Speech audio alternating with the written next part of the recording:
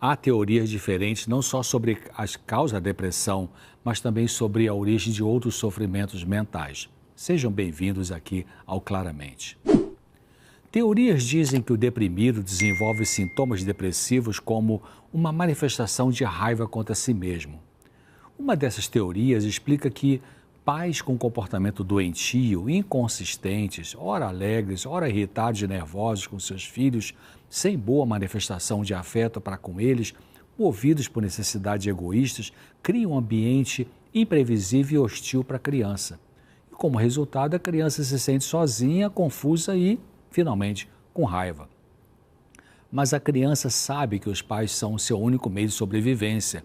Então, por medo, amor e culpa, a criança reprime a raiva em relação aos pais que agem de forma ruim com ela, vira a raiva contra si e surge na mente dessa criança o pensamento de que ela é desprezada. E ela então passa a crer que é uma pessoa não amável e ruim. Ao mesmo tempo, a criança se esforça para apresentar um comportamento perfeito, aceitável aos pais, como forma de compensar as fraquezas que ela percebe e que se tornam inaceitáveis aos pais exigentes e neuróticos. Assim, a criança se sente presa entre a crença de que ela é inaceitável e que precisa agir perfeitamente para obter amor dos pais. Como resultado desse conflito, a criança se torna sofrida, doentia, ou propensa a experimentar sentimentos exagerados de ansiedade ou de depressão. Se desenvolve na mente da criança uma sensação constante de que ela não é boa o suficiente, não importa o quanto tente acertar.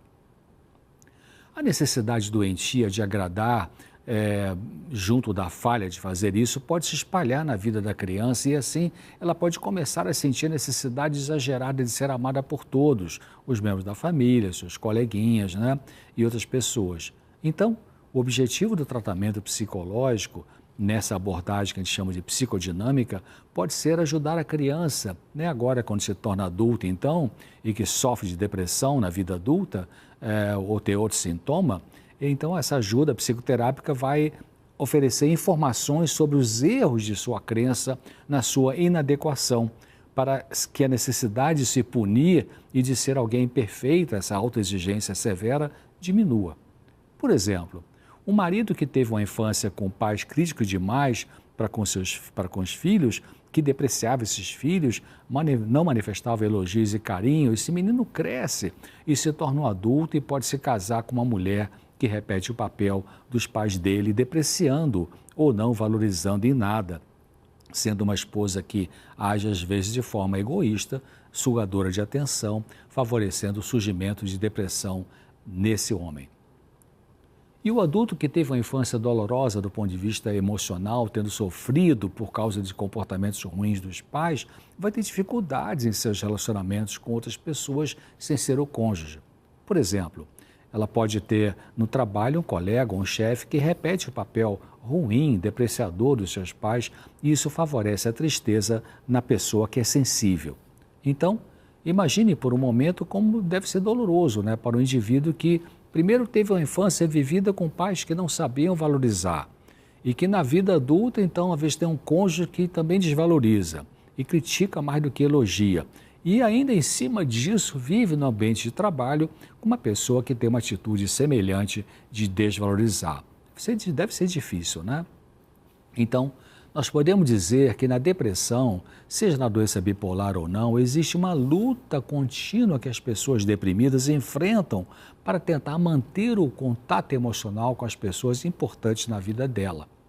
Alguns deprimidos sofrem porque se sentem dependentes de relacionamentos com os outros e se entristecem com a perda ameaçada ou real desses relacionamentos. Já que na infância não se formou um bom vínculo afetivo entre seus pais e eles, surgiram sentimentos de desamparo e fraqueza. Essa pessoa experimenta medos intensos de abandono e luta muito para manter o contato físico direto com o objeto gratificante da sua necessidade. Outros deprimidos sofrem porque não conseguem atender aos seus próprios padrões de comportamento ou os padrões de outras pessoas, portanto se sentem um fracasso. tendo desenvolvido uma atitude muito severa, implacável e altamente crítica contra si mesmo, isso cria sentimentos de inutilidade, sentimentos de culpa e uma sensação de fracasso. Essa pessoa experimenta medos intensos de perder a aprovação, o reconhecimento e o amor de um objeto desejado. E para piorar o sofrimento do deprimido, os comportamentos negativos entre ele e os outros fazem com que outras pessoas o rejeitem.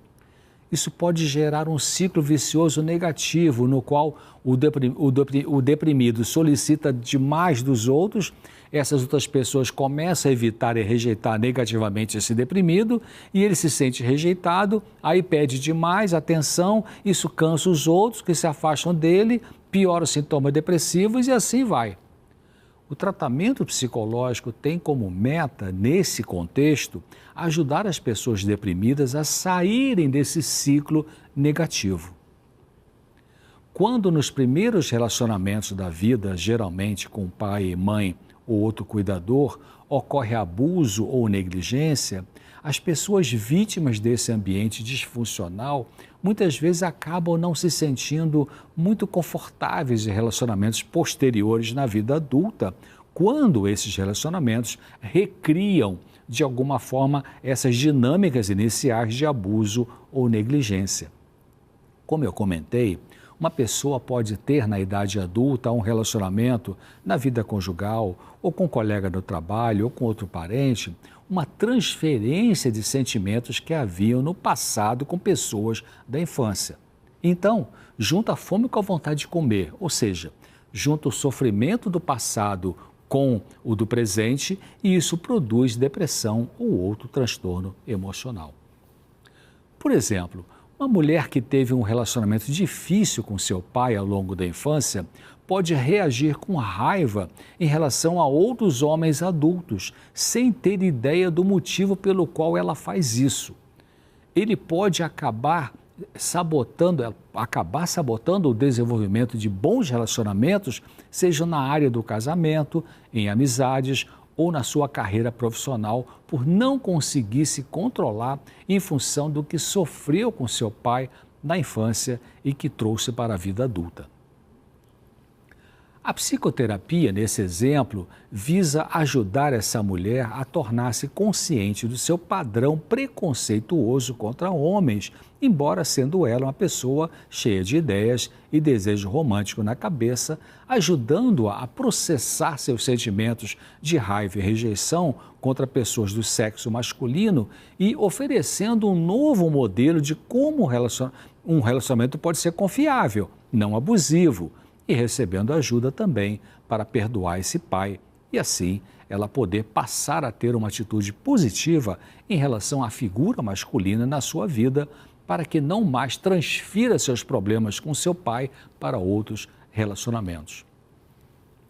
No caso do tratamento psicoterápico da depressão, assim como no de alguns outros sofrimentos mentais, será importante então a pessoa entender que existem fatores inconscientes produzidos desde a infância que atuam negativamente no seu comportamento hoje, de uma forma que ela não percebe necessariamente. Infelizmente, mesmo pessoas inteligentes negam que sofrimentos do passado influem em seus relacionamentos adultos. Essa negação se torna uma barreira difícil na boa qualidade de vida afetiva entre elas e com quem elas convivem. A psicoterapia psicodinâmica ajuda a pessoa a tomar consciência de hábitos, preferências, padrões de pensar e sentir doentios que prejudicam seus relacionamentos adultos, produzindo sofrimento mental, seja depressão ou outro. Na medida em que alguém se torna mais consciente de si, pode ganhar motivação para mudar hábitos e tendências que não são saudáveis.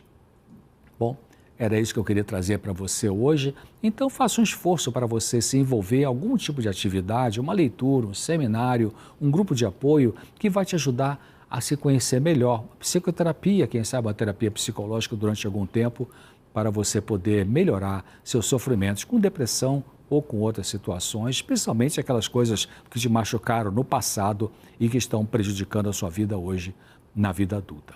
Então, espero você aqui no próximo Claramente, se Deus quiser. Até lá.